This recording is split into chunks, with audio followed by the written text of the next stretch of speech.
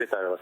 Пане Миколо, от я цитую те, що написано, те, що ви сказали, так, у своїй сторінці у мережі Facebook. Законопроєкт від монобільшості Зеленського містить норми, які можуть призвести до встановлення цензури як в медіа, так і в інтернеті, що не відповідає європейським стандартам свободи слова, а також дає механізми для повернення в українське медійне поле російських інформаційно-пропагандистських ресурсів. Що ви маєте на увазі?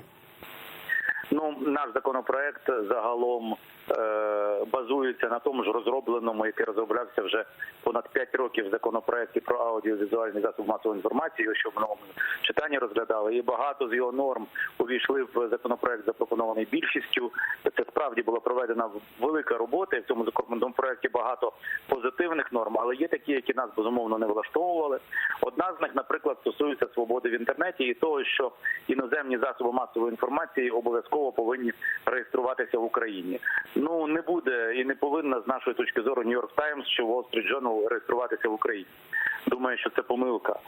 Натомість наше побажання, щоб в законі регулювалася прозорість медіафінансування, не була врахована, а ми вважаємо, що важливо не лише знати, хто власник того чи іншого засобу масової інформації, а й хто його фінансує, бо ми бачимо багато засобів масової інформації нібито українських, які працюють на країну-агресора і, можливо, отримують фінансування з країни-агресора. Це саме стосується і прозорості власності. Ми вважаємо, що мають бути механізми регулювання Національної ради в тому випадку, якщо медіа не довело прозорості своєї власності. В законопроекті, запропонованому більшості, цього не було. І, звичайно, дуже важливий пункт, який фактично скасовує ту систему контролю за представниками країни-агресора, яких можуть показувати або пропагувати українські канали.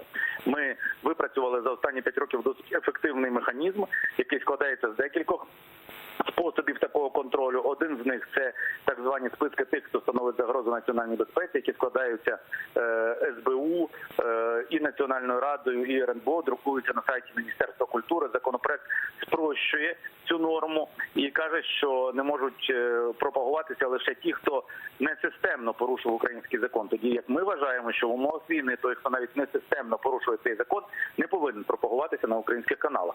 Це основні пункти, які відрізняють наш законопроект від законопроекту більшості. Хоча загалом в цьому законопроекті, який подала більшість, є багато позитивних моментів теж.